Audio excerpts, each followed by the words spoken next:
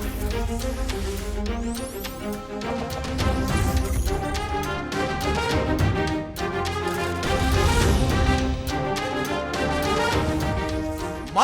மன்றம். தமிழக வெற்றிக் கழகம் வெல்லுமா, வாக்கை பிரிக்குமா? தந்தி தொலைக்காட்சி நேயர்கள் அனைவருக்கும் இனிய வணக்கங்கள். தேர்தலில் இன்னைக்கு ஒரு முக்கியமான கேள்வி எழுந்திருக்கு. அது இன்றைக்கு புதிதாக வந்திருக்கக்கூடிய சக்தியா, தமிழகம் வெற்றிக் கழகம் அப்படிங்கிற அந்த சக்தியை சார்ந்த ஒரு கேள்வி. அது தூய சக்தியா, தீய சக்தியா, வேற ஏதாவது சக்தியா, மாற்று சக்தியா, முதன்மை சக்தியா, அப்படிலாம் நிறைய சக்தி சொல்கிறாங்க.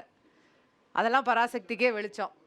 ஆனால் நம்ம எதை பற்றி கவலைப்படுறோம் அப்படின்னா, அவர்கள் ஒரு முதன்மை சக்தி, வெற்றி பெறக்கூடிய சக்தி அப்படின்னு தமிழக வெற்றி கழகத்தின் தலைவர் விஜய் அவர்கள் சொல்கிறாரு.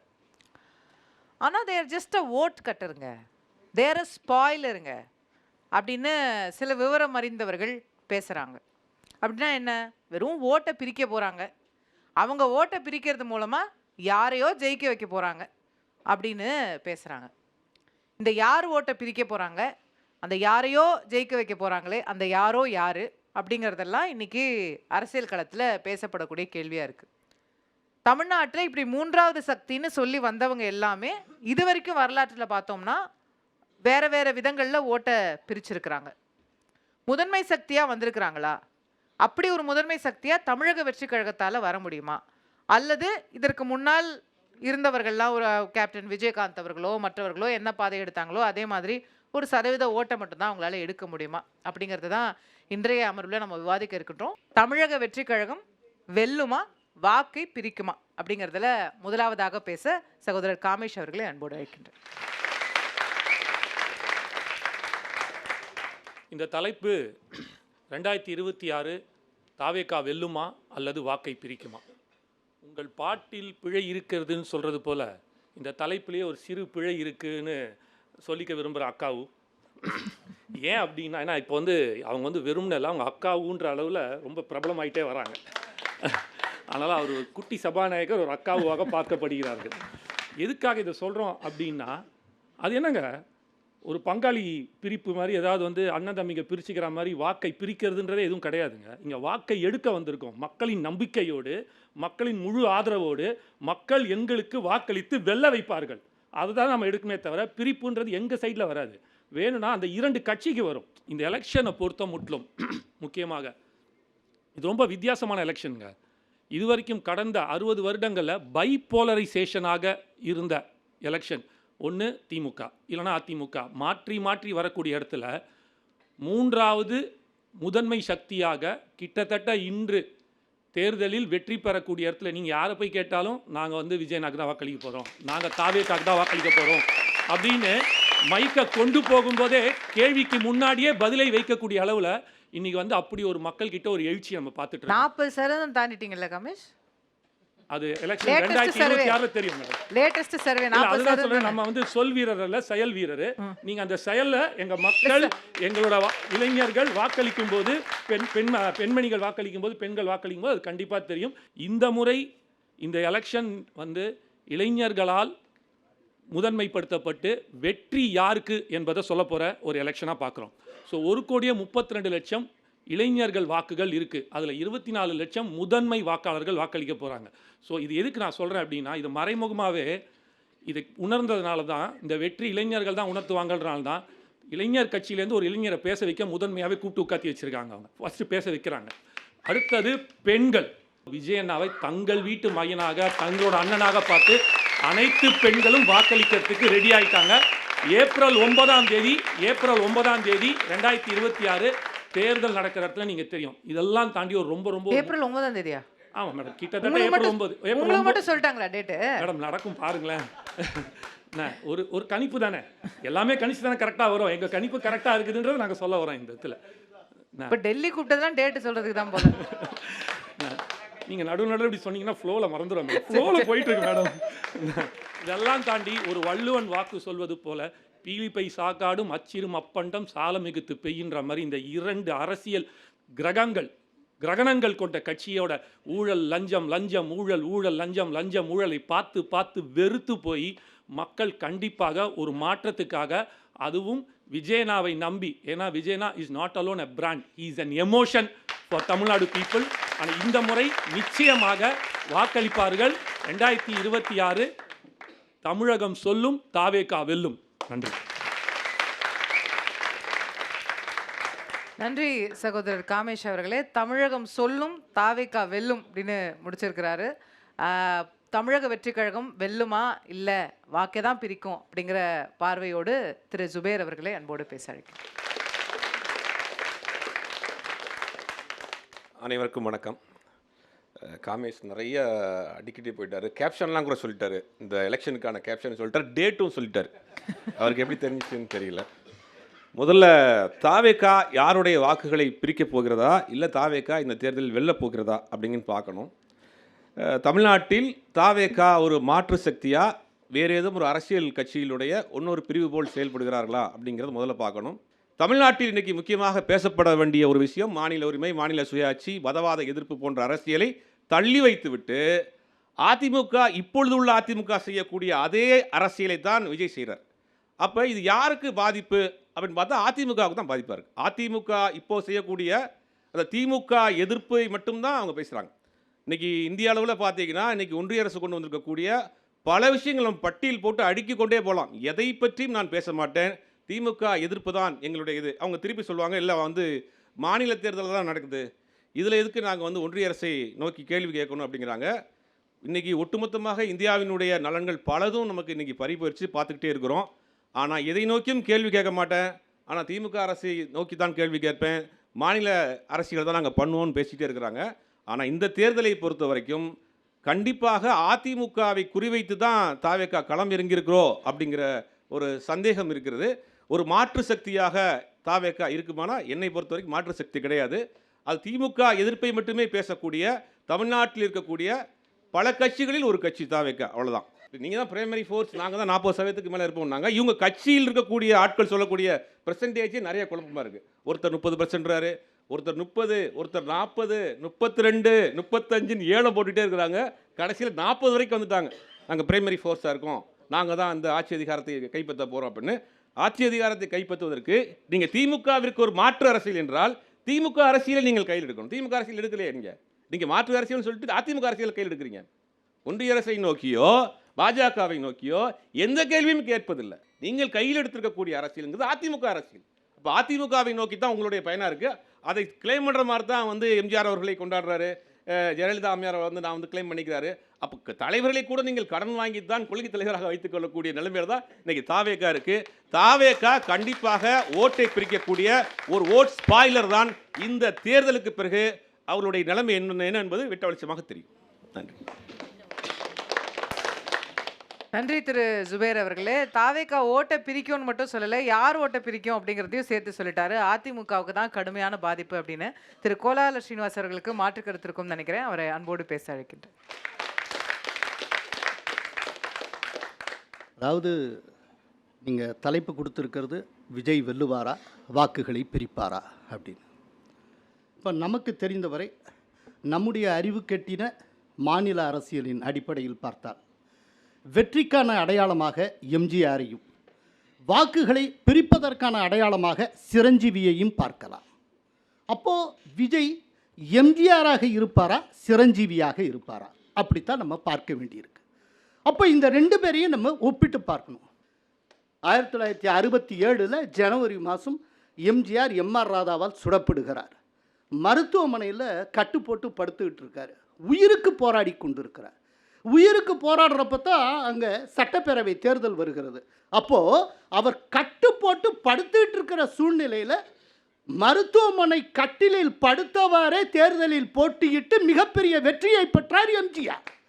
அப்போ அவருடைய போஸ்டர் அதிமுக டிஎம்கே தரப்பில் போடுறாங்க, கொடுத்து சிமந்தகரம் கும்பிட்டு கேட்கிறது அப்படின்னு சொல்லி ஓட்டு கேட்குறாங்க. ஆனால் விஜய் விஷயத்தில் என்ன நடந்தது? செப்டம்பர் மாதம் கரூரில் அந்த அசம்பாவிதம் நடக்கிறது. அங்கேருந்து அடித்து புரண்டு ஓடி வந்தவர் 72 நாட்களுக்கு வீட்டை விட்டு வெளியே வரவில்லை. இது என்ன விதமான அரசியல்? நீங்கள் அரசியலுக்குன்னு வந்துட்டீங்கன்னா களத்துக்கு வந்துட்டீங்கன்னு அர்த்தம். களத்தை விட்டு வீட்டு காம்பவுண்ட் சுவத்துக்குள்ளே இருந்து கொண்டிருந்தால் என்ன அரசியலை நீங்கள் செய்வீர்கள்? நான் தெரியாம தான் கேட்கிறேன். வீட்டை விட்டே வருவதற்கு உங்களுக்கு தயக்கம் இருக்கிறதே, நீங்கள் எப்படி கோட்டை வரைக்கும் போவீர்கள்? கோட்டை ஏறி எப்படி கொடியை நாட்டுவீர்கள்? எம்ஜிஆருக்கு உங்களுக்கு என்ன சம்பந்தம் இருக்கு? சார் எம்ஜிஆர் காலம் வேற இப்ப வேற சார். வீட்டுல உட்காந்து ஒரு வீடியோ போட்டா போதும் சார். ரைட், ஒரு வீடியோ ட்வீட் போட்டா போதும் சார். ரொம்ப கரெக்ட். ஒண்ணே ஒன்று சோஷியல் மீடியா இன்னைக்கு ஆதிக்கம் இருக்கிறது. ஆனால் சோஷியல் மீடியா மூலமா ஜெயிச்சவங்க எத்தனை பேர்? சோஷியல் மீடியா மூலமா ஜெயிச்சிடலாம்னா தலைவர்கள் ஏன் களத்துக்கு வருகிறார்கள்? மோடிக்கு தெரியாத அரசியலா? ஸ்டாலினுக்கு அரசியல் தெரியாதா? எத்தனை வருஷம் ஒவ்வொருத்தரும் அவங்கள ஏன் களத்தில் இருக்காங்க? சோஷியல் ஒண்ணே ஒன்று சொல்கிறேன், தமிழகத்தில் சோஷியல் மீடியா வச்சு ஒருத்தர் முதல்வராகிடலாம்னா என்னைக்கோ சீமான் முதல்வராகிருக்கணும். சீமானை காட்டில் பாப்புலர் பர்சனாலிட்டி யாரும் கிடையாது. சிரஞ்சீவியான்னு கேட்டேன். 2009 சிரஞ்சீவி பயங்கர பாப்புலாரிட்டி. எலெக்ஷன் நடக்கிறதுக்கு முன்னால் ஒரு பெரிய பேரணி, 12 லட்சம் பேர் கூடுறாங்க, கதி கலங்கி போச்சு. கடைசியில் அன்னைக்கு ஒருங்கிணைந்த ஆந்திரத்தினுடைய மொத்த தொகுதிகள் எண்ணிக்கை 294, அறுதி பெரும்பான்மைக்கு தேவை 148. 288 தொகுதிகளில் போட்டியிட்ட சிரஞ்சீவி 18 தொகுதிகளில் வென்றார், 16% வாக்குகளை பெற்றார். அதனால் சிரஞ்சீவி விஜய்க்கு ஒரு எச்சரிக்கை. ரீசெண்டாக பீகார் எலெக்ஷன், அது ஒரு பெரிய எச்சரிக்கை. பீகார் எலெக்ஷன் சம்மந்தமாக ஓட்டர்ஸ் கருத்து கணிப்பு நடத்துகிறாங்க, ரொம்ப நம்பகமான ஸ்தாபனம். பிரசாந்த் கிஷோர் 23.3% வாக்குகளை பெறுவார் என்று உறுதிபட கூறியது. கடைசியில் ரிசல்ட் வந்தது, பிரசாந்த் கிஷோர் 3.3% வாக்குகளை பெற்றார். 20% வாக்குகள் எங்கேயோ காணாமல் போயிடுச்சு. அதனால இந்த கூட்டம் இது ஆஹா ஓஹோ இதெல்லாம் ஒன்றும் வேலைக்காகாது. அங்கே ஓட்டு போடுறவன் வேற விதமாக திங்க் பண்ணுவான். இந்த தேர்தலை பொறுத்தவரை விஜய் வாக்குகளை பிரிப்பார், நிச்சயம் வெற்றி பெற மாட்டார், எழுதி வைத்துக் கொள்ளுங்கள். அதை நிறுவக்கூடிய விதத்தில் இந்த அடுத்த சுற்றுல நான் தரவுகளோடு உங்களை சந்திப்பேன். நன்றி, வணக்கம். நன்றி திரு கோலால ஸ்ரீனிவாஸ் அவர்களே. எம்ஜிஆரா சிரஞ்சீவியா அப்படின்னு ஒரு கேள்வி கேட்டிருக்கிறாரு. அவர் முடிக்கும் போது தோணுது எம்ஜிஆரா சிரஞ்சீவியா பிரசாந்த் கிஷோரான்னு சேர்த்துக்கணுமோ என்னமோ தெரியல. ஸோ அதற்கு எம்ஜிஆரா சிரஞ்சீவியான்னு பதில் சொல்றதுக்கு திரு லயலா மணி அவர்களே அன்போடு அழைக்கிறேன்.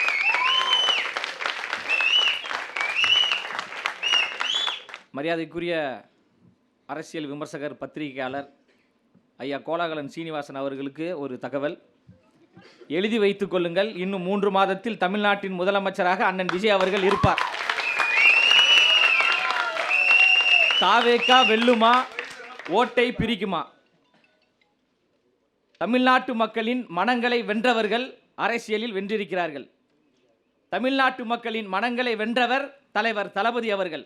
அப்ப தமிழ்நாட்டு அரசியலில் அண்ணன் விஜய் அவர்களும் தமிழக வெற்றி கழகமும் வெல்லும். தாவேகா ஓட்டை பிரிக்க வரவில்லை, நாங்கள் பிரிக்கும் சக்தி அல்ல, பிரிந்து கிடக்கின்ற மக்களை இணைக்கும் சக்தி. அண்ணன் விஜய் அவர்கள் ஒரு விஷயத்தை சொல்கிறார் என்றால் அவர் சொன்னதே தான் செய்து கொண்டிருக்கார். அவர் அரசியல்னா என்னன்னு தெரியுமா?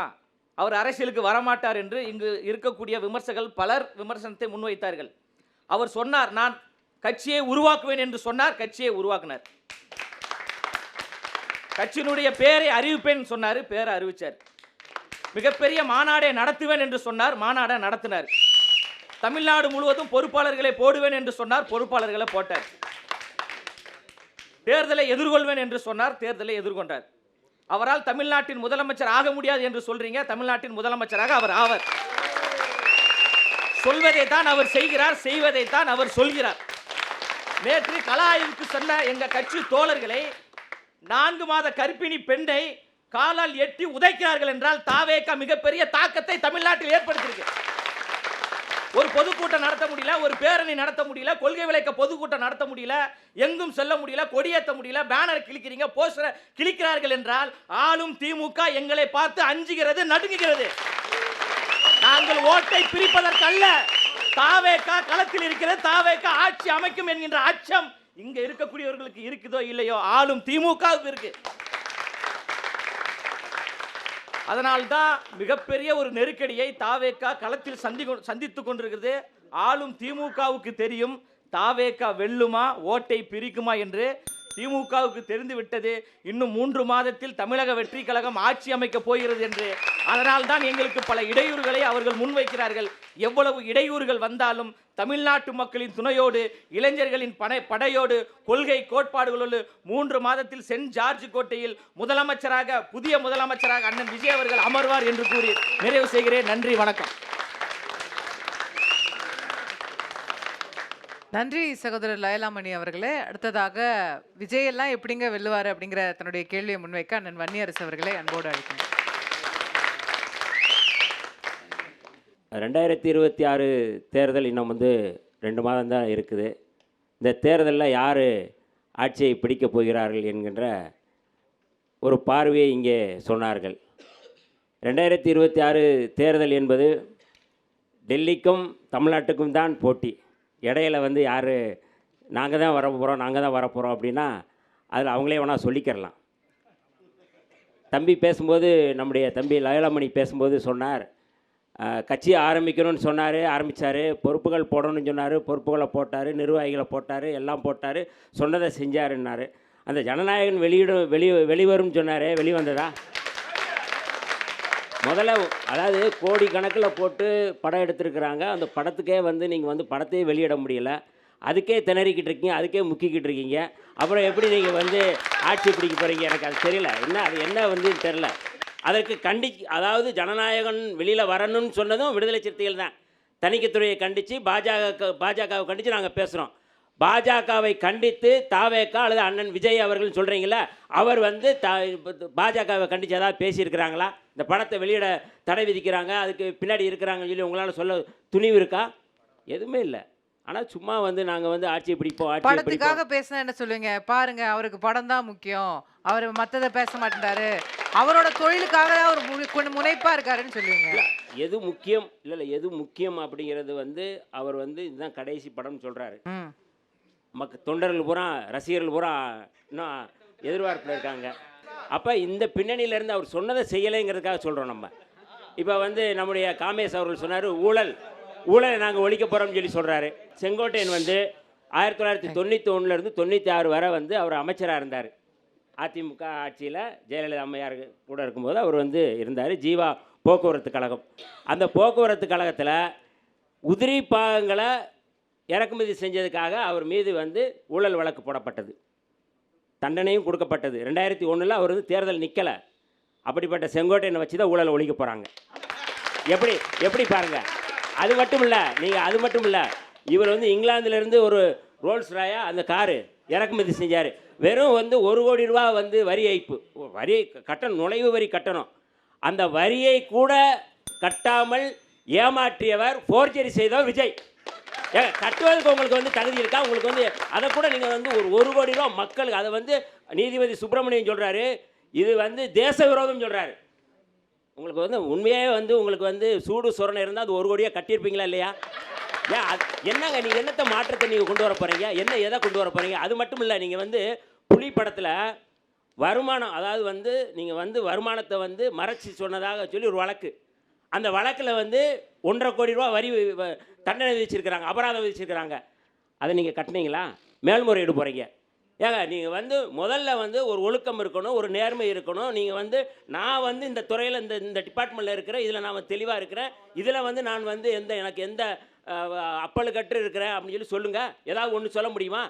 உங்களிடமிருந்து முதல்ல மாற்றம் வரணும். முதலில் நீங்கள் செய்ய வேண்டியது அந்த பணத்தை கட்டுங்க, அப்புறம் நீங்கள் பேசுங்க. நன்றி திரு வன்னியரசு அவர்களே. முதல் சுற்று நிறைவாக அதிமுகவின் சார்பில் திரு வைகை செல்வன் அவர்களை அன்போடு பேசுவார். தமிழக வெற்றி கழகம் வெல்லுமா, வாக்கை பிரிக்குமா என்கிற கேள்வி. தேர்தல் களத்திலே சினிமா என்கிற ஒன்றை மாத்திரம் நம்பி வெற்றி என்பது சாத்தியமில்லை.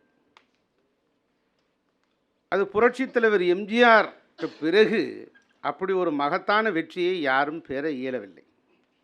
2 முன்னுதாரணங்களை ஆருயிர் நண்பர் கோலகல சீனிவாசன் வைத்தார். அற்புதமான கருத்துக்கள். வெற்றியாளர் என்று கருதப்படுகிற புரட்சித் தலைவர் எம்ஜிஆர் ஒரு பக்கம், மிகப்பெரிய ஒரு வெற்றியாளராக வருவார் என்று தோல்வியடைந்த ஆந்திரா தெலுங்கானாவில் இருந்த திரு நடிகர் சிரஞ்சீவி அவர்கள்.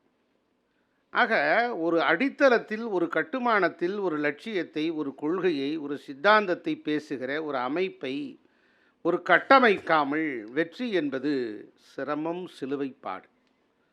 அந்த வாய்ப்புகள் அமையாது. நடிகர் விஜய் அவர்களே நான் குறைத்து மதிப்பிடவில்லை. 20% என்கிறார்கள், 40% என்கிறார்கள். சற்று முன்னர் கிடைத்த சகதி 120% என்கிறார்கள். உள்ளபடி ஆமாம், கேரளா, ஆமாம், உள்ளபடியே நான் கேரளா வாழ்த்துகிறேன். பாண்டிச்சேரி சேர்த்தான் சார். கேரளா, பாண்டிச்சேரி அது என்ன ஒரு இந்த north Arcot, south Arcot cinema area மாதிரி. அதனால் தம்பிகள் எல்லாம், நீங்கள்லாம் மடக்கு ஊதி நண்பர்கள் எல்லாம் ஆட்சிக்கு வாங்க.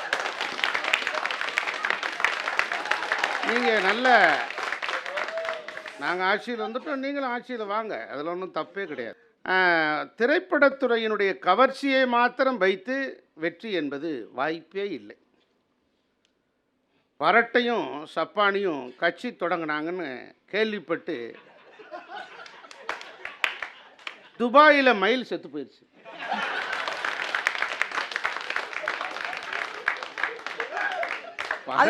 ஒருத்தர் தான் தொடங்கினாரு, ஒருத்தர் வேணான்னு போயிட்டாரு. ஆமாம், கேள்விப்பட்டு அப்போ 2 பேருமே தொடங்கலை. நடிகர் திலகம் சிவாஜியை விட ஒரு நடிகர் உலகத்தில் யாருமே இல்லை. தங்கப்பதக்கன்னு ஒரு படத்தில் எஸ்பி சௌத்ரியா வருவார். காவல்துறைக்கு அவர் தான் ரோல் மாடல். எனக்கு தெரிஞ்சு லஞ்சம் வாங்காத ஒரே எஸ்பி அவர் தான்.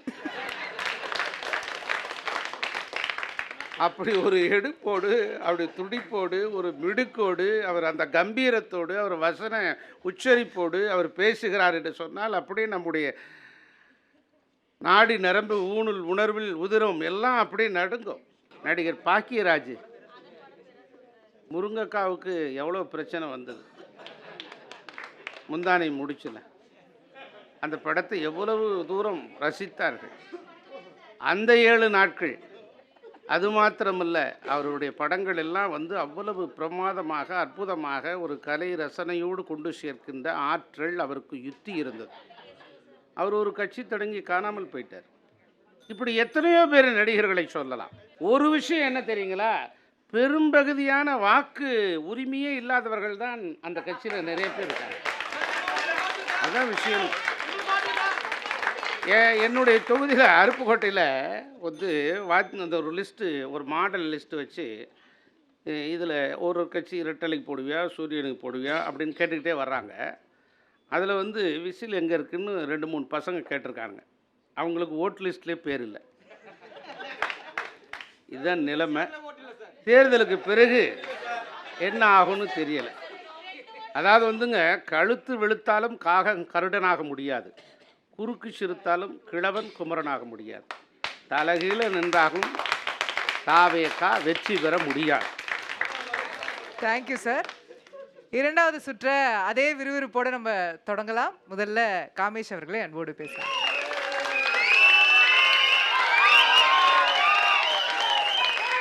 சேப்பாக்கத்தில் வேணா விசில் சத்தத்தை நிறுத்தலாம், மக்கள் மன்றத்தில் எங்களோட விசில் சத்தத்தை நிறுத்தவே முடியாது.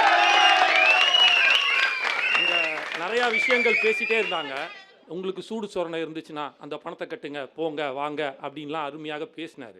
இப்போ நான் கூட கேட்கலாம், உங்களுக்கு சூடு சொரணை இருந்துச்சுன்னா ராஜபக்சேயோட நீங்கள் கை கொடுத்துருப்பீங்களா அப்படின்னு நாங்கள் கேட்க மாட்டோம். இல்லை, கேட்கலாம், ஆனால் நாங்கள் கேட்க மாட்டோம். ஏன்னா எங்கள் அண்ணன் அந்த மாதிரி வளர்க்கலை, அந்த மாதிரி இருக்கணும்னு சொல்லலை. ஸோ ஒரு பேச்சுக்காக நான் சொல்ல வரேன். ஆனால் அதை பற்றி நிறையா பேசிட்டோன்னா அதில் இருக்கிற பிரச்சனைகள் என்ன ஏது அப்படின்றத பார்த்துட்டாங்க.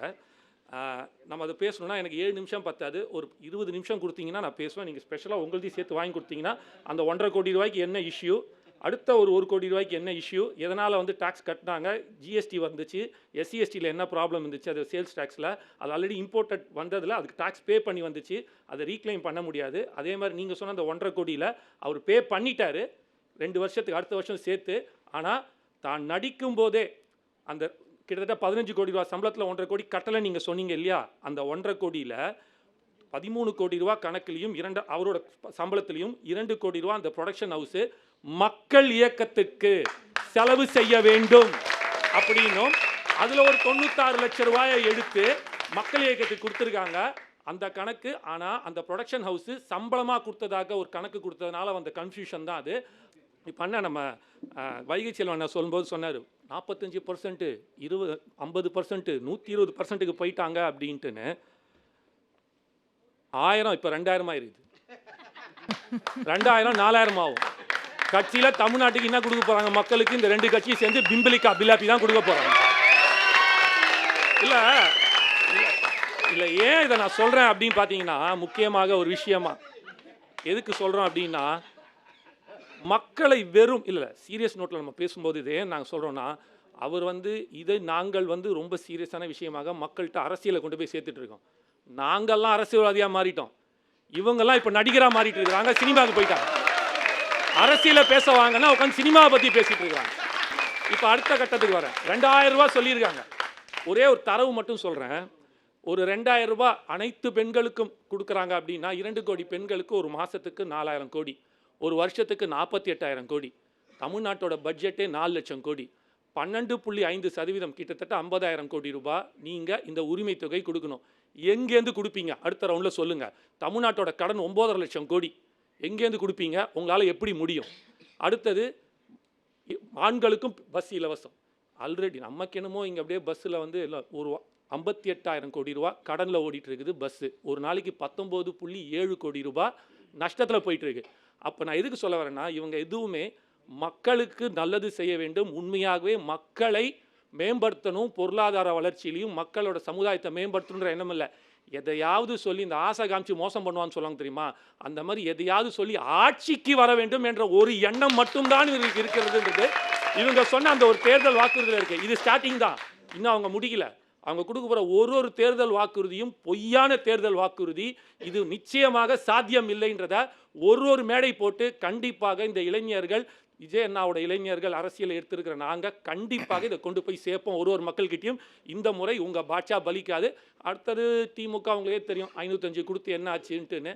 அதில் ஒன்றும் இல்லை, 13% தான் நிறைவேற்றியிருக்காரு. தயவுசெய்து பேசுவாங்கன்னு ஒருத்தர் கேட்டுட்டு இருக்கிறாரு, அன்புமணி அண்ணன். இது வரைக்கும் அதுக்கு அதுவும் பேசலை. ஆனால் இவங்க 97, 96ன்னு சொல்லிட்டு இருக்காங்க. அவர் சொன்னார் எஸ்பி ஒரே எஸ்பி தான் லஞ்சம் வாங்காதவர் அப்படின்னு சொல்லிட்டு தான் தங்கப்பதக்கமா அந்த படத்தில் சொன்னார்.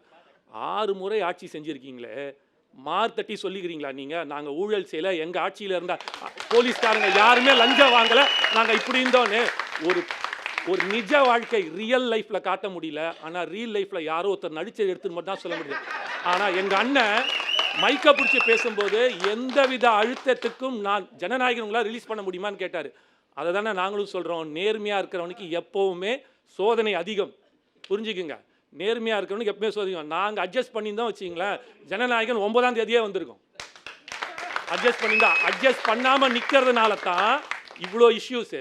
எதுக்கு சொல்கிறேன்? அப்போ அவர் சொல்கிறார், என்னோட எந்த அழுத்தத்துக்கு நான் பணிய மாட்டேன் அப்படின்னு சொல்கிறாரு. நான் ஊழலை ஒழிப்பேன், இருக்கிற இடத்துல நான் மட்டும் இல்லை யாரையும் ஊழல் செய்ய விட மாட்டேன். அதை சொல்கிற திராணி கூட உங்ககிட்ட கிடையாது, அப்போது எப்படி ஒரு ஊழல் மலிஞ்ச இடமாக இருக்குது, அதை தான் நாங்கள் சொல்கிறோம். நீங்கள் ஒன்றும் எங்களுக்கு அந்த இலவசம் கொடுங்க இந்த இலவசம் கொடுங்கலாம் கேட்கல.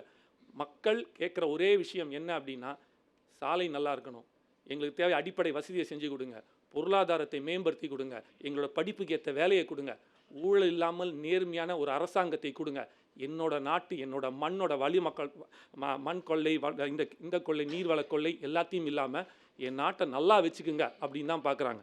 தாவேகா தேர்தல் அறிக்கையில் இலவசமே இருக்காது. நீங்க 2 விஷயம் இருக்கு, இலவசம் வேற, கொடுக்குற உரிமைன்றது வேற. அதை புரிஞ்சுக்கங்க ஃபர்ஸ்ட். அது எதுக்கு இலவசம் எதுக்கு உரிமைன்ற வித்தியாசம் இருக்கு. ஒரு நிமிஷம் சார். இப்போ ரொம்ப சிம்பிள். நான் ஒரு வரிப்பணம் கட்டுறேன், அந்த வரிப்பணத்துக்கு எனக்கு தேவையான உரிமையை ஒன்று கொடுக்குறாங்களே, தரமான சாலை, சுகாதாரம், நல்ல சுகாதாரம், சிறப்பான கல்வி, இது எல்லாத்தையும் இலவசம் கொடுத்தா அதை நீங்கள் இலவசம் கிடையாது, அது உரிமையாக பார்க்கணும்.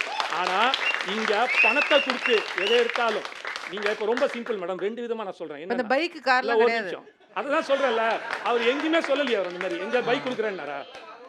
அவர் அப்படி சொல்ல, அவர் என்ன சொல்றாரு, அனைத்து தமிழக மக்களுக்கு. ஒரு நிமிஷம், அதுதான் சொல்ல வரேன். அதுதான் நீங்க இந்த ஊடகங்கள் ஒரு டிஆர்பி ரேட்டிங்க்கு அவர் பேசுறது, இதனால தான் அவர் ஊடகத்தையே சந்திக்காம இருக்கார் பாத்தீங்களா? அவர் சொல்லும் போதே எப்படி மாத்தி தெரியுது. அவர் என்ன சொன்னாரு, தமிழகத்தில் இருக்கும் அனைத்து மக்களுக்கும் ஒரு கனவு வீடு இருக்கணும், அது என்னோட லட்சியம், ஆனால் நிச்சயமாக பைக்காவது வைப்போம், அது நிச்சயம் அப்படின்னு தான் அவர் சொல்ல வர்றாரு. நீங்கள் பணத்தை கொடுத்து அதை வந்து இலவசம் ஆக்குறீங்க, ஆனால் நாங்கள் என்ன சொல்ல வரோம், அந்த 2000 ரூபாயை நீயே சம்பாதிச்சு உன் பொருளாதாரத்தை மேம்படுத்துவோம்னு சொல்ல வரோம். இதுக்கு தான் ரெண்டுத்துக்கு இருக்க வித்தியாசம், புரியுதுங்களா? கடைசியாக முடிக்கும்போது ஒரு குறளோட முடிக்கிறேன். வான் நோக்கி வாழும் உலகமெல்லாம் மன்னவன் கோல் நோக்கி வாழும் குடி. எப்படி இந்த உலகமே மழைக்காக காத்திருக்கிறதோ அதுபோல ஒரு நல்ல தலைவனுக்காக அடுத்த தலைமுறை காத்து கொண்டு இருக்கிறது. வரும் 2026 எலெக்ஷனும் நாங்கள் தான், கலெக்ஷனும் நாங்கள் தான். நன்றி.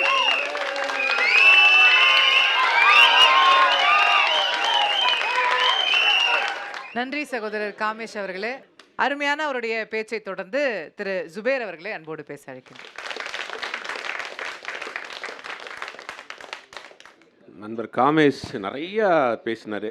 ஆட்சி நாங்கள் தான், அதிகாரமும் நாங்கள் தான், அடுத்து நாங்கள் தான். சாலை, பொருளாதாரம், கல்வி, வேலைவாய்ப்பு இது எல்லாரும் தமிழகம் கடந்த 50 ஆண்டுகளில் முன்னேறிய மாநிலமாக இருக்கிறது. நீங்கள் மாற்றத்தை எங்கிருந்து தொடங்க போகிறீங்க அதான் தெரியல. இப்போ மாற்றத்தை எங்கிருந்து தொடங்க போகிறீங்க, என்னத்தை மாற்றத்தை கொண்டு வர போகிறீங்க? இலவசம்னாரு. கல்லூரியில் படிக்கக்கூடிய, அரசு பள்ளியில் படித்து கல்லூரியில் போகக்கூடிய மாணவர்களுக்கு 1000 ரூபாய் உதவித்தொகை கொடுக்கப்பட்டிருக்குது. இது கல்லூரியில் படிக்கக்கூடிய டிராப் அவுட், படிப்பை இடைநிறுத்தம் செய்ததில் 60% குறைந்திருக்குது. இது புள்ளி விவரம். இது இலவசம் கிடையாது, இது வளர்ச்சி திட்டங்கள். இலவசம்ங்கிறது வேற, வளர்ச்சி திட்டங்கள் முதல்ல அதை புரிஞ்சுங்க. ரெண்டாவது, உங்களுடைய பொருளாதார கொள்கை என்ன, கல்வி கொள்கை என்ன, மாநில வளர்ச்சி என்ன, என்ன திட்டங்கள் வச்சுருக்கீங்க, எதை பற்றியுமே பேசல. இன்னும் அதிகபட்சம் போனால் 60 நாள் தேர்தல், ஒன்றும் உங்கள் தலைவர் வீட்டை விட்டே வெளியில் வரல. இவர் தமிழ்நாட்டினுடைய அரசியலை 50 வருட அரசியலை மாற்ற போகிறீங்க. என்ன மாற்ற போகிறீங்க, எதை மாற்றணும், எதுக்காக மாற்றணும்? தமிழ்நாட்டில் கடந்த 50 ஆண்டுகளாக 2 திராவிட கட்சிகள் முன்னேறிய மாநிலமாக தமிழகத்தை வளர்த்து வைத்திருக்குது. நீங்கள் என்ன பண்ண போகிறீங்க? உங்கள்கிட்ட என்ன திட்டம் இருக்குது, என்ன கொள்கை இருக்குது, என்னத்தை மாற்ற போகிறீங்க? என்ன நடந்துச்சு தமிழ்நாட்டில்? பெண்கள் பாதுகாப்பு, பெண்கள் பாதுகாப்பில் இந்தியாவில் தமிழகம் முன்னேறிய மாநிலம், முதல் மாநிலமாக இருக்கு. இல்ல புள்ளி விவரத்தை போய் பாருங்க. பெண்களுக்கு எதிராக குற்றம் நடக்கக்கூடிய இந்தியாவில் முதல் 10 மாநிலங்களில் தமிழகம் இல்லை. போய் தேடி பாருங்க.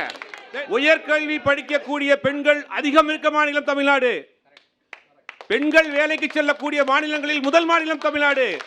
நீங்க என்ன மாத்த போறீங்க? என்ன திட்டம் இருக்கு? வீட்டை விட்டு வெளியே வர நாட்டை எப்படி மாத்துவாரு? அக்கேஷனலா அரசியல் பண்ணிக்கிட்டு தமிழ்நாட்டை எப்படி நீங்க மாத்த போறீங்க? பார்ட் டைம் அரசியல்வாதி கூட கிடையாது, அக்கேஷனல் அரசியல்வாதி. நீங்க என்ன தமிழ்நாட்டை மாத்த போறீங்க? அவருக்கு ஒரு படம் நடிச்சிருக்கு, அவர் நம்பி ஒரு 500 கோடி ரூபாய் முதலீடு பண்ணி ஒரு படத்தை எடுத்திருக்காங்க. அந்த படத்தை முடக்கி வச்சிருக்கு. யார் முடக்கி வச்சிருக்கு? உங்களால பேச முடியலையே. நீங்க தானே தீய சக்தி திமுகன்னு பேசுறீங்கல்ல, தீய சக்தி பாஜகன்னு பேசு. அந்த தைரியம் இருக்கா? அந்த தெம்பு இருக்கா? அந்த திராணி இருக்கா? பாஜகவை வாய் திறந்து ஒரு வார்த்தை சொல்வதற்கு ஒண்ணுக்கு போற நீங்க. இது தமிழ்நாட்டின் மாற்ற, தமிழ்நாட்டின் உரிமைகள் ஒன்னொன்னா பறிபோகுது. நீங்க என்ன பேசுவீங்க? என்ன பேச போறீங்க? எதை பத்தி? பட்ஜெட். நன்றி தலைவா. பட்ஜெட்டை பத்தி பேச தலைவா. தமிழ்நாட்டினுடைய இயற்கை வளங்களை சூறையாடுவதற்காக பட்ஜெட்ல தனி வழித்தடம் அமைக்கப்பட்டிருக்கு. தமிழ்நாட்டினுடைய பிரச்சனை. விஜய் பேசுவாரா? சொல்லுங்க, அடுத்த ரவுண்ட்ல பேசுவார். இதெல்லாம் தமிழ்நாடை பொறுத்த வரைக்கும் இது ஒரு பக்குவப்பட்ட, படித்த, அரசியல் புரிதல் உள்ள ஒரு மாநிலம். சினிமா கவர்ச்சியை நம்பி வாக்களிக்கக்கூடிய மக்கள் தமிழ்நாட்டில் இல்லை. ஒருபோதும் நீங்கள் வெற்றி பெறவே முடியாது. சினிமா கவர்ச்சியை மட்டும் மக்கள் வாக்களிக்க மாட்டாங்க. களத்துக்கு வாங்க. உங்களை நாங்கள் குறைத்து மதிப்பிடவில்லை. களத்துக்கு வாங்க. உதயநிதி விஜய் ஒன்னாங்க தலைவா. உங்க உச்ச நட்சத்திர நடிகர் கேரியரின் உச்சத்தை விட்டு வந்திருக்கீங்களே. கேரியரின் உச்சத்தில் ஏற சம்பாரிச்ச படத்தில் மக்கள் கொடுத்தா வந்திருக்கீங்க. சொல்லுங்க, உங்க கேரியரின் உச்சத்தில் இருக்கிறேன், நான் சம்பாரிச்ச படத்தில் மக்களுக்கு தாரை வாத்துட்டு நேர அரசியல் செஞ்சுக்கிறேன் அப்படின்னு சொல்றீங்களா? பாலம் கல்யாண சுந்தரம் ஒருத்தர் இருக்கார், கேள்விப்பட்டிருக்கீங்களா? அவர் தன்னுடைய முழு வருமானத்தையும் தொண்டு நிறுவனத்துக்கு கொடுத்துட்டு சேவை செஞ்சுக்கிட்டு இருக்கிறாரு. அவருக்கு அரசியல் வாசம் வரல. இத்தனையோ பேர் நம்ம அடிக்கிட்டே போகலாம். ஆனா மழைக்காலங்களில் கூட அவர் சார்ந்து இருக்கக்கூடிய அந்த வடபழனி ஏரியாவில் அவருக்கு 3 திருமண மண்டபம் இருக்கு. குறைந்தபட்சம் அங்க இருக்கக்கூடிய சினிமா தொழிலாளர்கள் தங்குவதற்கு கூட திறந்து விட்டுருக்காரா? ஆனா இவர் வந்து தமிழ்நாட்டினுடைய மக்களுடைய பிரச்சனையை சரி பண்ண போறாரு, தமிழ்நாட்டுடைய மக்களை சரி பண்ண போறாரு அப்படின்னு சொல்றப்ப இது வந்து வேடிக்கையாக இருக்கிறது. இவர் கனவுலகத்தில் இருந்து கொண்டிருக்கிறாங்க, ஒரு இல்யூஷனில் இருக்கிறாங்க. எப்படியாவது வந்து இன்னும் அடுத்த தேர்தலில், இந்த தேர்தலில் அவங்க நேரடியாக, அதாவது பனையூர் டு சென்ட் ஜார்ஜ் கோட்டை, பனையூர் டு சைட் தேர்தலை சந்திக்க மாட்டோம், ஓட்டு கேட்க மாட்டோம், மக்கள் பிரச்சனை பேச மாட்டோம், பாஜக பற்றி பேச மாட்டோம், தேர்தல் வாக்கு கொடுக்க மாட்டோம். ஆனால் ஓட்டு மட்டும் எங்களுக்கு போட்டுருவாங்க. நாங்கள் நேரடியாக பனையூர் டு சென்ட் ஜார்ஜ் கோட்டையில் எங்கள் தளபதி முதலமைச்சராக அமர்வார் அப்படின்னு ஒரு கனவுல இருக்காங்க. மக்களை முதல்ல நீங்க பாருங்க, மக்களை முதல்ல உங்க தலைவரை பார்க்க சொல்லுங்க, மக்களை முதல்ல தலைவரை பார்க்க சொல்லுங்க. மாதம் ஒரு முறை வெளிவரக்கூடிய ஒரு அண்டப்பறவை போல இருக்கிறாரு. மாசம் வர்றாருங்க. மாசம் யார் வருவா? தலைவர் வரக்கூடாது. நம்ம விஜயகா தரவர் நம்ம தோழர் இருக்காங்க. அண்ணன் திருமாவளவனுடைய வாழ்க்கையை ஒரு நாள்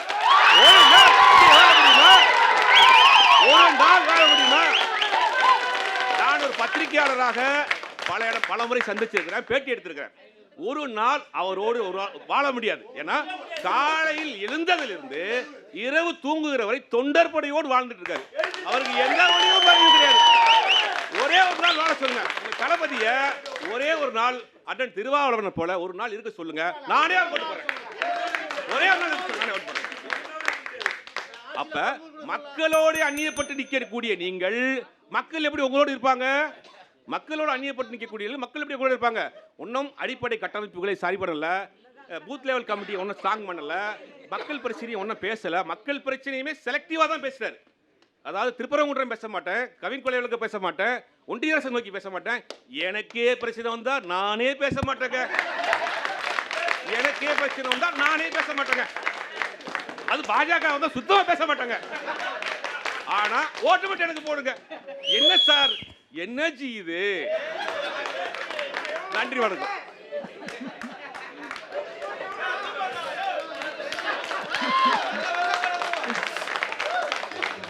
நன்றி திரு ஜுபேர் அவர்களே, அவருடைய அருமையான பேச்சுக்கு நன்றி. அடுத்ததாக திரு ஜுபேர் அவர்களை தொடர்ந்து திரு கோலால ஸ்ரீனிவாஸ் அவர்களை அன்போடு பேச அழைக்கிறேன்.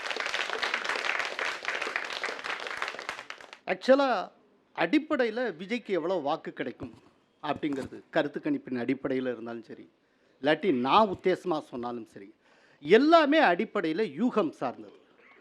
விஜய்க்கு எவ்வளோ வாக்கு கிடைக்கும் அப்படிங்கிறது விஜய்க்கே தெரியாது. அதுதான் உண்மை. எலெக்ஷன் வந்ததுக்கு அப்புறம் தான், அது ரிசல்ட் வந்ததுக்கு அப்புறம் தான் ஒரு ஸ்டாட்டிஸ்டிக்ஸ் உருவாகும். யாருக்கு எவ்வளோ வாக்கு, என்ன பர்சன்டேஜ், அவங்க போட்டியிட்டது எவ்வளவு. அது வரைக்கும் எல்லாமே யூகம் தான். இந்த யூகத்தில் ஒரு நம்பகமான யூகத்தை நாம் முன்வைக்க வேண்டும். இப்போது கொஞ்சம் கொஞ்சமாக பாடுபட்டு பலகாலம் அரசியலில் இருந்து சீமான் ஒரு 8% வரை வந்திருக்கிறார். 2006 கட்சியை ஆரம்பித்து அன்றைக்கு சட்டப்பேரவை தேர்தலை சந்தித்த விஜயகாந்த் அவர்கள் அந்த தேர்தலையே 8.5% வாக்குகளை பெற்றார். நிச்சயமாக விஜயகாந்தை விடவும் சீமானை காட்டிலும் விஜய் மிகவும் பிரபலமானவர். அதனால இந்த 8.5% காட்டிலும் கூடுதலாகத்தான் பெறுவார், அதில் சந்தேகம் இல்லை.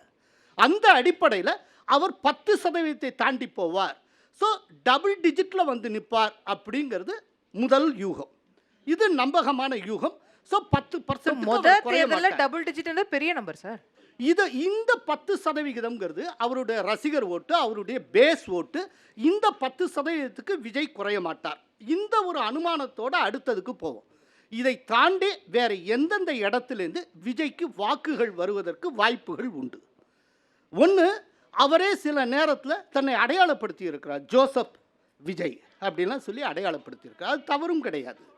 இன்னைக்கு வரைக்கும் தமிழ்நாட்டினுடைய பொலிட்டிக்கல் ஹிஸ்ட்ரியில் ஒரு கிறிஸ்துவ சமுதாயத்திலிருந்து பேன் தமிழ்நாடு லீடர்னு ஒருத்தர் எமர்ஜானதே கிடையாது. அதன் காரணத்தினால கிறிஸ்தவர்கள் வாக்கு ஒருவேளை அவருக்கு போகலாம். இது ஒரு அனுமானம். ரெண்டாவது, முஸ்லிம்களுடைய ஓட்டு. முஸ்லிம்கள் ஓட்டில் ஆண்களுடைய ஓட்டு கிட்டத்தட்ட அப்படியே ஸ்டிக் ஆன் ஆகும். அது டிஎம்கேயோட இருக்கும்.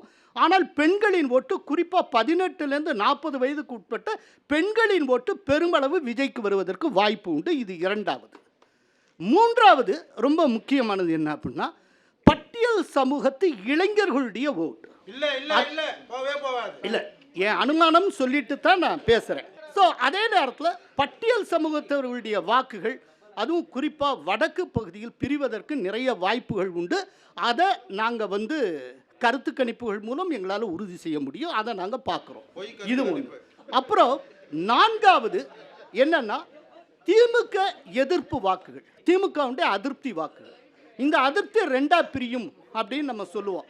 ஒன்று ஏடிஎம்கே கேம்புக்கும் போகலாம், விஜய்க்கும் வரலாம். ஏன்னா விஜய் டிஎம்கே ரொம்ப கடுமையாக தாக்கி பேசுகிறார், தீய சக்தி அப்படின்னு சொல்லுகிறார், தன்னுடைய அரசியல் எதிரி என்று அடையாளப்படுத்தி இருக்கிறார். அதனால திமுக எதிர்ப்பு, திமுக அதிருப்தி வாக்குகள் விஜயை நோக்கி வருவதற்கு வாய்ப்பு உண்டு. அதற்கப்புறம் கொள்கை எதிரி என்று அவர் பிஜேபியை அடையாளப்படுத்துகின்ற காரணத்தினால் பிஜேபி எதிர்ப்பு வாக்குகள், அது முன்னால் மொத்தமாக டிஎம்கேக்கு போயிட்டு இருந்தது. இப்போ பிஜேபி எதிர்ப்பு வாக்குகள் இல்லாட்டி மோடி எதிர்ப்பு வாக்குகள் விஜய்க்கு வரக்கூடும் என்று நம்பப்பட்டது. ஆனால் என்னன்னு தெரில, சிபிஐ விசாரணைக்கு டெல்லிக்கு போயிட்டு வந்ததற்கு பிறகு பிஜேபியை எதிர்க்கிற விஜயுடைய டோன் சற்று குறைந்து இருக்கிறது. பிஜேபியை எதிர்க்கிற இடத்தில் அவர் அதிமுகவை மட்டுமே தாக்கி பேசி வருகிறார். அதையும் நம்ம கவனிக்கணும். இருந்தாலும் பிஜேபி எதிர்ப்பு வாக்குகள் ஓரளவு அவருக்கு போகலாம். இது எல்லாம் சேர்ந்து தான் அவருக்கு வாக்குகளாக வரும். இப்போது நாங்கள் களத்தில் கிட்டத்தட்ட 234 தொகுதியும் நாங்கள் சர்வே பண்ணுறோம். இதில் காமனாக ஒரு சில விஷயங்களை நாங்கள் அப்சர்வ் பண்ணுறோம். இதில் என்ன அப்படின்னா, அர்பனில் விஜய் ஜொலிக்கிறார். அவரை பற்றின டாக்ஸ் அதிகமாக இருக்குது. அவரை பற்றின தரவுகளை எங்களால் ஈஸியாக சேர்க்க முடியுது. அதே நேரத்தில் ரூரல் சைடு பல இடங்களில், உண்மையை சொல்கிறேன், விஜய் ட்ரேசஸே கிடையாது. கிராமப்புறங்களில் விஜய் இல்லவே இல்லை. நிறைய இடங்களில் சார் மானாமதுரையில் போய் பார்க்குறோம், சார் விஜயெல்லாம் நீங்கள் வேறு, இவரெல்லாம் கணக்கில் எடுத்துக்கிட்டு ரூரலில் கிடையாது. அதனால திமுக எதிர்ப்பு வாக்குகள் ரூரலை பொறுத்தவரை அப்படியே டோட்டலாக இதுக்கு ஏடிஎம்கேக்கு போகிறது. நகர்ப்பகுதியில் அது பெருமளவு விஜய்க்கு வருகிறது. இதெல்லாம் இருக்குது. இப்போ லயலா மணி அவர்கள் ஒன்று சொன்னார், எங்களுடைய தலைவர் கட்சி ஆரம்பித்தார், மாநாடு நடத்தினார். 2 மாநாடு நடத்திட்டீங்க. 2 மாநாட்டிலே ஆட்சியில் பங்கு, கூட்டணிக்கு வாங்கன்னு கூவினீங்க. ஆனால் இன்னைக்கு வரைக்கும் உங்களால் கூட்டணி அமைக்க முடியவில்லை. என்ன காரணம்? அதான் அப்படி அமையலைன்னா இப்படி சொல்லிக்க வேண்டியதுதான். அப்புறம் மக்கள் கூட்டணி, நான் கேட்குறேன், மக்கள் கூட்டணினா எதுக்கு அதிகாரத்தில் பங்கு, என்ன நோக்கி கட்சி வரலாம்னு ஏன் அழைப்பு விடுக்கிறார்? உத்தேசமாக இப்போ 10% இந்தந்த செக்ஷன்லேருந்து வர 15% 18% வரும். மோரால சிரஞ்சீவி பெற்ற அளவுக்கு அவர் வரலாம், இந்த அளவுக்கு வரலாம். இதை ஸ்பாய்லர் ரோல் அப்படிங்கிறப்போ நாங்கள் வந்து டிஸ்ட்ரிக்ட் வைஸு கருத்து கணிப்பு எடுத்திருக்கோம். விஜய்க்கு போகக்கூடிய ஓட்டுகள் எந்தெந்த கட்சியிடமிருந்து அதிக அளவில் போகிறது? அதில் டிஎம்கே, இப்போ இருக்கிற ப்ரெசன்ட் டிஎம்கே கூட்டணியிலிருந்து 12% 13% வரைக்கும் விஜய்க்கு போகிறது. சீமான் அவர்களிடம் இருந்து 25%, 17% 25% வரைக்கும் விஜய்க்கு போகிறது. அதாவது சீமானோட ஓட்டுல 25% விஜய்க்கு போகுது. இன்னைக்கு சொல்றேன், சீமான் அவர்களுக்கு பழைய தொடர்ந்து ஏறிக்கிட்டே வந்தார்ல, இந்த தடவை 8% கிடைக்காது, 4 to 5% தான் கிடைக்கும். இது வந்து எங்களுடைய கருத்து கணிப்பின் அடிப்படையில் நான் முன்வைக்கிறேன். அதே போல என்டிஏலேருந்து, ஏடிஎம்கே பிஜேபி கம்பைன்லேருந்து, இது வந்து அன்புமணி இவங்கள ஜாயின் பண்ணுறதுக்கு முன்னாலே எடுத்தது, அதாவது டிசம்பர் 28, 29 அந்த டயத்தில், அதுலேருந்து கிட்டத்தட்ட 6% வரைக்கும் போகிறது. ஆக இதில் வந்து சீமானோடது போனாலும் சரி இருந்தாலும் சரி அவர் ஆட்சி அமைக்க போவதில்லை. அப்போ பெருமளவு இழப்பு அப்படிங்கிறது டிஎம்கே சந்திக்கிறது. இது ஒன்று. 2021 சரி, 2024 மக்களவை தேர்தலையும் சரி, திமுக கூட்டணிக்கும் அதிமுக கூட்டணிக்கும் இடையிலான வித்தியாசம் இல்லை, 2024 அவங்க கூட்டணி வெர்டிகலாக ஸ்பிளிட்டாக இருந்தது. ஆனால் அதை நான் ஒன்றா சேர்த்து 41%ங்கிற கணக்கில் இதை பேசிக்கிட்டு இருக்கேன். அப்படி பார்த்தீங்கன்னா இந்த ரெண்டுத்துக்கு இடையில இருக்க வித்தியாசம் தொடர்ந்து 4% இருந்து வருகிறது. இப்போ விஜயினால டிஎம்கேக்கு 8% அளவுக்கு இல்லாட்டி 6% அளவுக்கு இழப்பு ஏற்பட்டால் கூட 2% டிஃபரன்ஸில் அதிமுக கூட்டணி ஆட்சியை பிடிக்கும். அதற்கு நிறைய வாய்ப்புகள் உண்டு, அதற்கு சாத்தியங்கள் நிறைய உண்டு. விஜய் வெல்ல மாட்டார், வாக்குகளை பிரிப்பார். வாக்குகளை பிரிப்பதன் மூலம் அவர் தன்னுடைய அரசியல் எதிரியான திமுகவை வீழ்த்துவார் என்று கூறி அமைகிறேன். நன்றி, வணக்கம். நன்றி திரு கோலால ஸ்ரீனிவாஸ் அவர்களே. அடுத்ததாக தமிழக வெற்றி கழகத்தின் சார்பில் திரு லோயலா மணி அவர்களை அன்போடு பேசுகிறார். ஐயா வைகை செல்வன் அவர்களுக்கு தான் பதில் சொல்லி ஆகணும். ஐயா நீங்கள் வந்து விமர்சிக்கும் போது நாங்கள் கேட்டுக்கிட்டு இருந்தோம். நாங்கள் விமர்சிக்கும் போது கொஞ்சம் கேளுங்க. மக்கள்கிட்ட வந்து ஒரு பார்வை இருக்குது. அது அண்ணா திமுகவா இல்லை அடிமை திமுகவா என்கின்ற ஒரு பார்வை இருக்குது.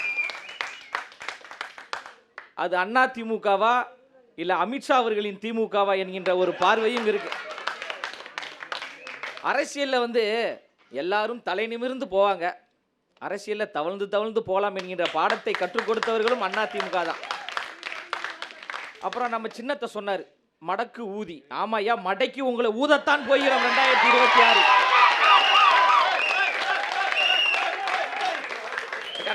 நல்லா ஊதுங்கக்கா, 100 வாட்டி விடுங்க.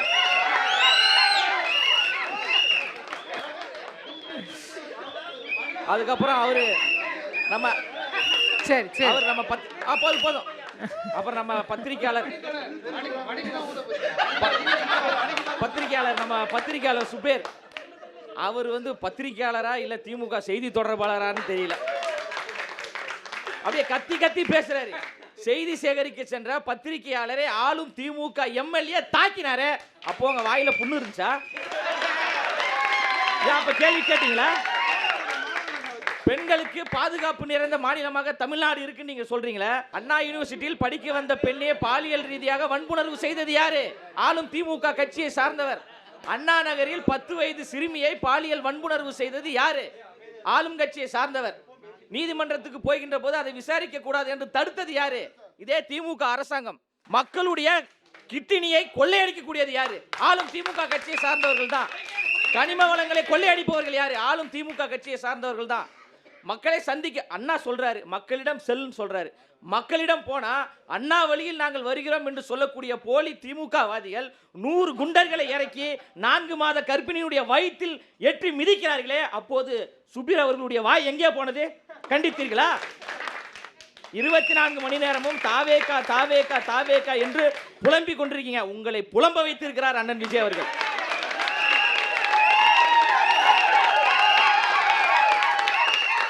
அதே போன்று ஐயா ஸ்டாலின் அவர்கள் இன்னைக்கு சொல்லியிருக்காரு, ஆட்சியிலையும் அதிகாரத்திலும் பங்கு கிடையாது, கூட்டணி ஆட்சிக்கு வாய்ப்பே கிடையாது. அண்ணா அவர் சொல்றாருல, வெக்கம் மானம் சூடு சொரணை தாவேக்காக்கு இருக்கிறதா என்று கேட்கிறார்ல, அதே தான் நான் அண்ணனிடம் கேட்கிறேன். வெக்கம் மானம் சூடு சொரணை ஏதாவது இருந்தால் கேளுங்க. ஆட்சியிலையும் அதிகாரத்திலையும் பங்கு தாருங்கள் என்று கேளுங்க. அண்ணன் திருமா அவர்களை விட உதயநிதி ஸ்டாலின் அவ்வளவு பெரிய ஆளா? அண்ணன் திருமா அவர்களுக்கு இல்லாத உழைப்பு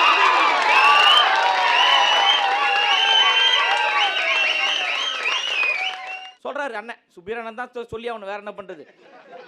அவர் நிறைய இடங்களை பதிவு பண்றாரு ஊடகங்கள்ல. திமுக என்பது கொள்கை கூட்டம், தாவேகாவிடம் கொள்கை இல்லை. திமுகவுடைய கொள்கை தான் விருதுநகர் மாநாட்டில் பார்த்தமே. பாலை தார பிடிச்சிட்டு தொங்குறான், கரும்ப களவாடிட்டு ஓடுறான். விருதுநகர் மாநாட்டில் இருந்த கூட்டத்தை விட அதுக்கு பக்கத்தில் இருந்த டாஸ்மார்க்கில் கூட்டம் அதிகம். இதான் உங்களுடைய கொள்கையா? இதான் உங்களுடைய கோட்பாடா?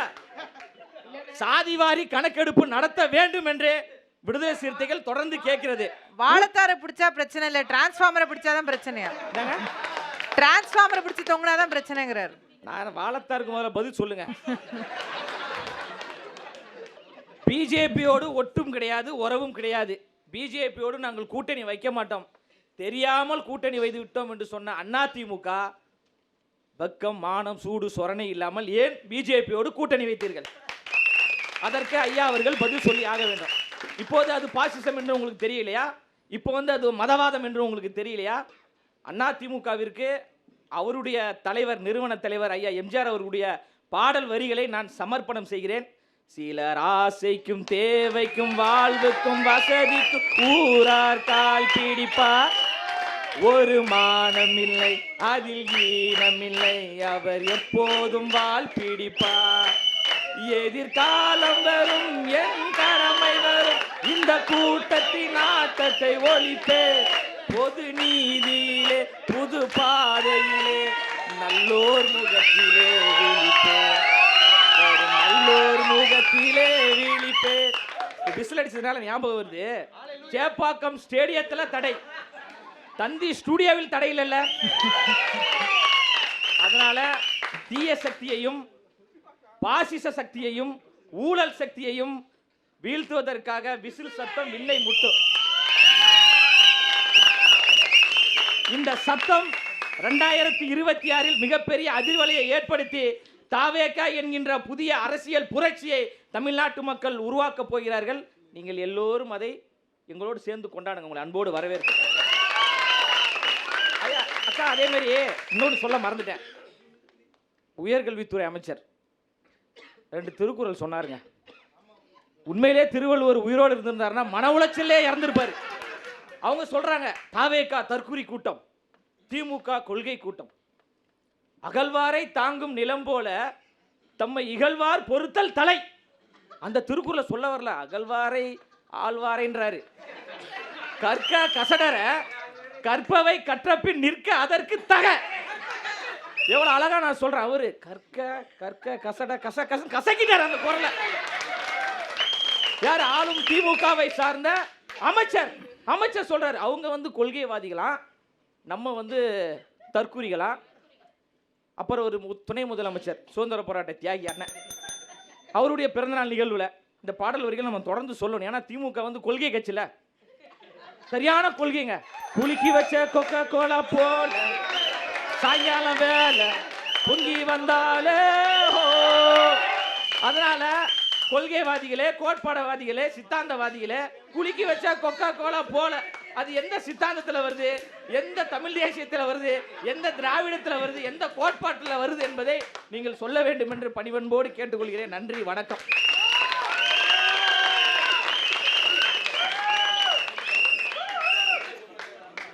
நன்றி சகோதரர் மணி அவர்களே. அடுத்ததாக விடுதலை சிறுத்தைகள் கட்சியின் சார்பில் அண்ணன் வன்னியரசு அவர்களை அன்போடு பேச வைக்கணும்.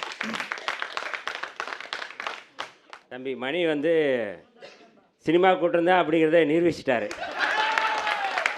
விசில் அடித்தான் கூட்டம் தான் அப்படிங்கிறத நிரூபிச்சிட்டாரு. நன்றி தம்பி. ஏதோ 2-3 பாடல்லாம் சொல்லி இதெல்லாம் தமிழ் தேசியத்தில் வருதா திராவிடத்தில் வருதான்னு கேட்டார். இந்த தொட்டப்பேட்டார் ஓட்டு மேலே முட்டை போராட்டம் அது எங்கே வருதுன்னு அதை ஏதாவது அங்கே எங்கேருந்து வருதோ அதை சொன்னீங்கன்னா நாங்களும் தெரிஞ்சுக்கிடுவோம். சினிமாவில் அட்டகத்தியாக இருந்து நீங்கள் சினிமாவில் கிளைமாக்ஸு என்ன வேணாலும் நீங்கள் பல்ட்டி அடிக்கலாம், உருளலாம், என்ன வேணாலும் பேசலாம்.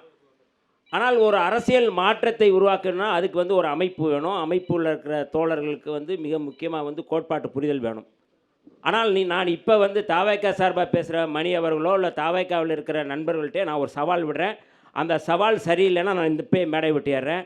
இப்போ உங்களுடைய தலைவர் நீங்கள் சொல்கிறீங்க விஜய் அண்ணா, அவருடைய ட்விட்டர் பேஜில் பாருங்கள், ஆக்டர் விஜய்ன்னு தான் போடுறாரு. அவர் தலைவர் அப்படிங்கிறத அவரே விரும்பலை, அல்லது அவரே அதை விரும்பலை.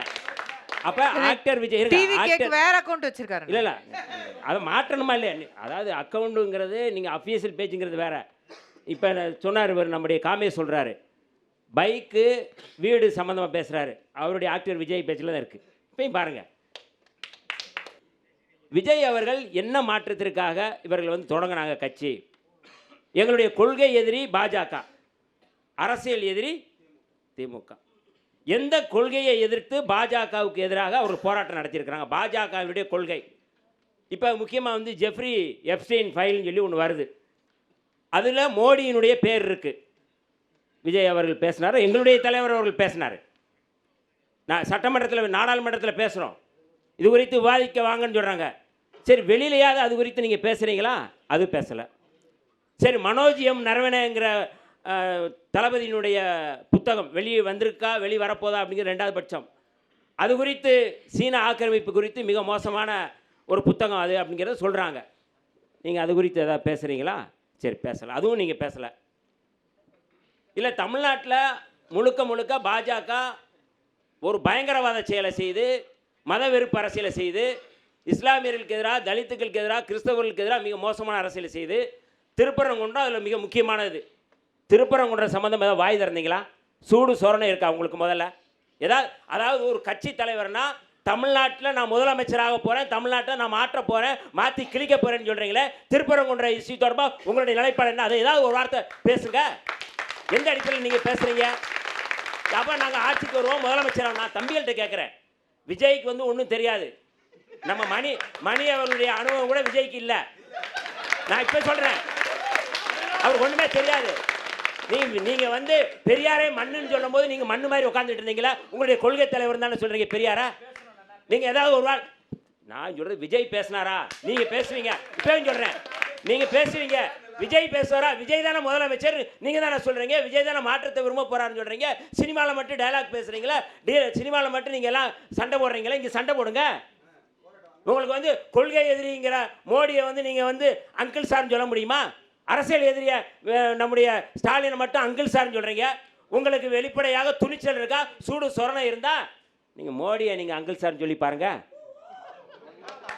அண்ணன் வந்து நம்முடைய ஊடகவியலாளர் அப்படியே கோலாகல சீனிவாசன் அவர்கள் வந்து இந்த அதிமுக தான் ஆட்சிக்கு வரும்னு சொன்னார். அவர் இதை சொல்லலைன்னா தான் ஆச்சரியம். அவர் முதல்ல ஒரு ரவுண்டு பேசுவார், ரெண்டாவது ரவுண்டில் வேற மாதிரி பேசுவார். ஏனென்றால் பாஜக இருக்கிற அணிதான் வெல்லும் என்பதுதான் அவருடைய கருத்து. பாஜகவுக்கான ஆதரவாளர்கள் தான். நான் கேட்குறேன், விஜய் வந்து உங்க ஓட்ட பூரா தான் விஜய் எடுக்கிறாராமே. இல்லை ஒன்றா நான் சொல்கிறேன், விஜய் வந்து அப்படியே கிறிஸ்தவர்கள் வாக்கெல்லாம் வருது அப்படின்னு சொல்லி சொல்கிறாரு. ஒரு பாதிரியாரை அடித்து துன்புறுத்தி வாயில் வந்து சாணத்தை ஊற்றி ஜெய் ஸ்ரீராம் முழக்கம் போட சொன்னாங்க. ஆர்எஸ்எஸ் பஜ்ரங் தள் அமைப்பு வாயை மூடிட்டு இருந்தாங்க. விஜய் இவர் தன்னை வந்து கிறிஸ்தவர்னு சொல்லிக்கிட்டதாக அதுக்காக ஓட்டு போடுவாங்களாம். இந்தியா முழுக்க நான் வந்து தம்பிகள்கிட்ட நான் முன்வைக்கிறேன்.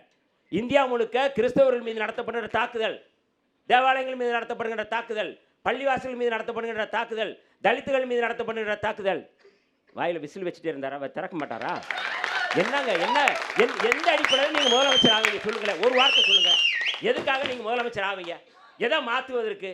இன்னைக்கு வந்து வெளிப்படையாக வந்து இஸ்லாமியருடைய வீடுகளை புல்டோசர் வச்சு இடிக்கிறாங்க. ஏதாவது ஒரு வார்த்தை நீங்கள் பேசியிருப்பீங்களா? நான் எப்படிங்க நீங்கள் சிறுபான்மை மக்கள் ஓட்டு எங்களுக்கு விழுகும்னு சொல்லுவீங்க? நீங்கள் கணக்கு நீங்கள் சர்வே எடுத்துன்னு சொல்கிறீங்களா? அண்ணன் நான் பத்திரிகையாளர் நான் கேட்குறேன், எந்த அடிப்படையில் சொல்லுவீங்க? இருங்க, அதுக்கு ஒரு காரணம் இருக்குது. இது எல்லாமே ஸ்ட்ராட்டஜி. இது எல்லாமே வந்து நீங்கள் கட்டமைப்பது.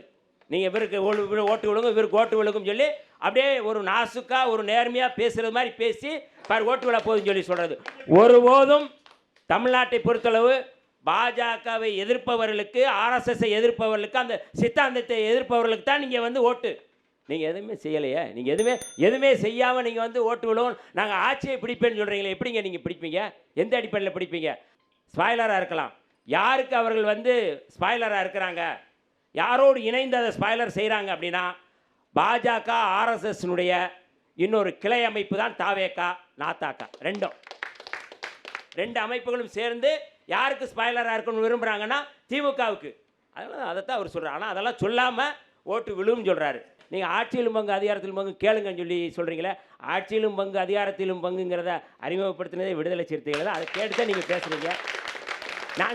நாங்கள் ஏதோ வந்து நாங்கள் பேசுகிறோம்ங்கிறது இது கோட்பாட்டு அடிப்படையில் நாங்கள் பேசுகிறது. இன்றைக்கி வேணும்னா நாங்கள் இன்றைக்கி கேட்க போகிறோம், நாளைக்கு வேணும் நான் கேட்க போகிறோம். எங்களுடைய உரிமை அது. எப்போ கேட்போம் எங்களுக்கு நீங்கள் சொல்லாதீங்க. ஏன்னா நீங்கள் உங்களுக்கு வர்றவங்க நீங்கள் ஆட்சியிலும் பங்கு அதிகாரத்திலும் பங்கு சொன்ன பிறகு யாருமே வந்து சீண்டலையே உங்களை? யாராவது வந்து நின்னாங்களா? யாராவது பேசினாங்களா? கட்டாயம் 26 தேர்தல் என்பது திராவிட முன்னேற்ற கழகத்தின் தலைமையிலான அணி வெல்லும் என்பதில் எந்த மாற்று கருத்தும் இல்லை. நன்றி, வணக்கம்.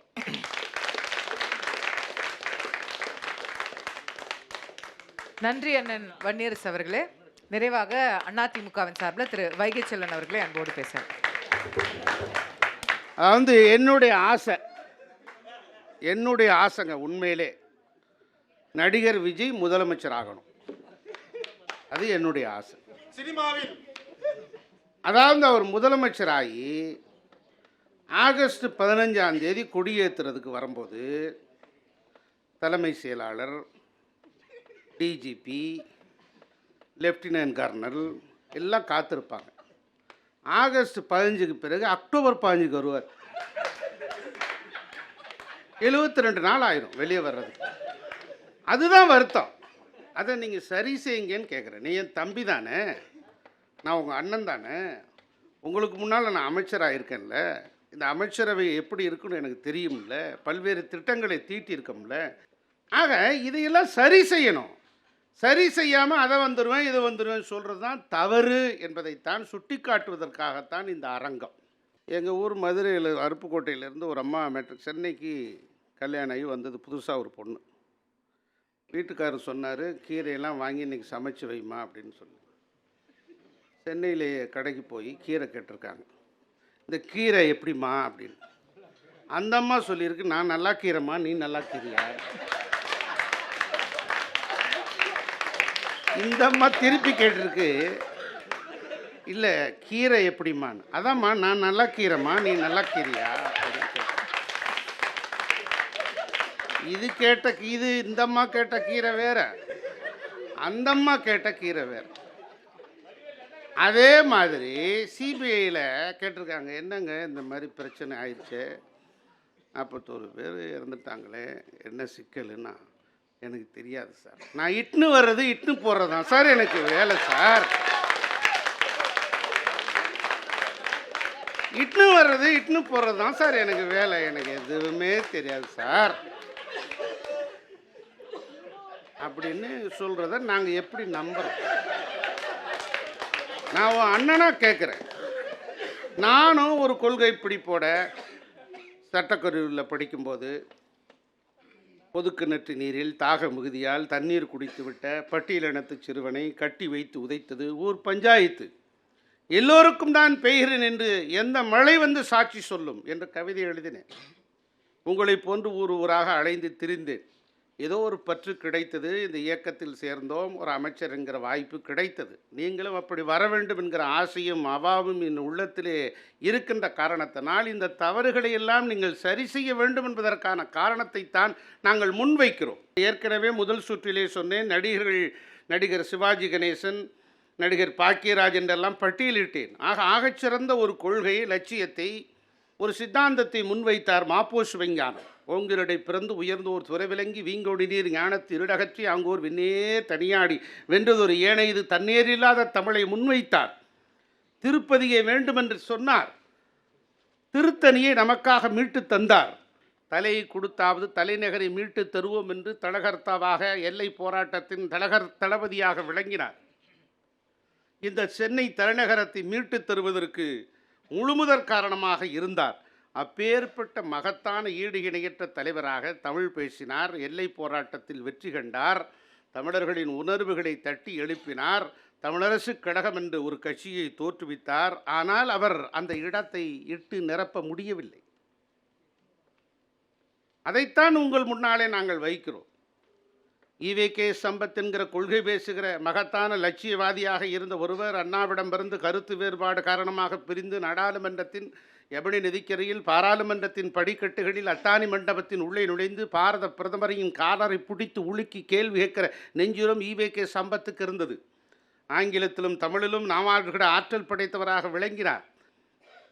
அவருக்கு துணையாக இருந்தவர் கவியரசு கண்ணதாசன். ஆனால் அரசியல் இயக்கத்தில் காணாமல் போய்விட்டார். 2 கொள்கைவாதிகளையும் லட்சியவாதிகளையும் நான் முன்வைத்திருக்கிறேன். கடந்த முறை 2 நடிகர்களை முன்வைத்திருக்கிறேன். இதுபோன்று நீங்கள் காணாமல் போய்விடக்கூடாது. தமிழக அரசியல் களத்தில் நீங்கள் யார், உங்கள் லட்சியம் என்ன, உங்கள் கொள்கை என்ன, உங்கள் சித்தாந்தம் என்ன, ஒளிவு மறையற்ற போக்கு இல்லை என்று சொன்னால் நீங்கள் காணாமல் போய் விடுவீர்கள் என்கிற குற்றச்சாட்டை தான் நான் முன்வைக்கிறேன். இந்த தேர்தல் களத்தை பொறுத்த மாத்திரத்தில் இந்த வாக்குகளில் நீங்கள் பிரிக்கலாமே தவிர மிகப்பெரிய ஒரு வெற்றி என்கிற இலக்கை எக்காரணத்தும் கொண்டு அடைய முடியாது என்பதைத்தான் நான் பணிவுடனும் அடக்கத்துடனும் உங்களுக்கு சுட்டி காட்ட விரும்புகிறேன். ஆக தம்பிமார்களே, நீங்கள் நன்றாக வளர வேண்டும், உயரத்துக்கு அடைய வேண்டும். உங்கள் தலைவரும் நாளை எதிர்காலத்தில் ஆட்சி பீடத்தில் அமர வேண்டும் என்பதில் எந்தவித மாற்று கருத்தும் இல்லை. அதற்கான சித்தாந்தங்களையும் கொள்கைகளையும் லட்சியங்களையும் வெளிப்படையான தன்மைகளையும் மக்களை நேரடியாக சந்திக்கின்ற அந்த பாங்கையும் நீங்கள் வளர்த்து கொள்ள வேண்டும் என்பதுதான் என்னுடைய ஆசை. வணக்கம்.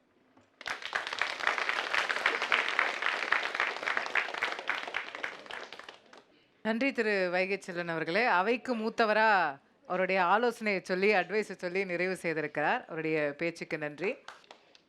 வெல்லுமா வாக்கை பிரிக்குமா அப்படின்றதுதான் கேள்வி. வெல்லுமானா வெல்லும், கட்டாயம் வெல்லும். ஏன் வெல்லாதுன்னு சொல்லணும்? புதுசாக வந்திருக்கக்கூடிய ஒரு அரசியல் கட்சி, நேற்று பிறந்த குழந்தை, கட்சி ஆரம்பித்து 3வது ஆண்டு நிறைவு விழாவை இப்போ தான் கொண்டாடி இருக்கிறாங்க. ஆரம்பித்து 20-30 வருஷம் ஆன கட்சிகள்லாம் இன்னைக்கு தான் 8% தாண்டுறாங்க, அங்கீகாரம் பெறுறாங்க. சீமான் அவர்கள் 2009 போராடி இன்னைக்கு தான் அங்கீகாரத்தை பெறுறாரு.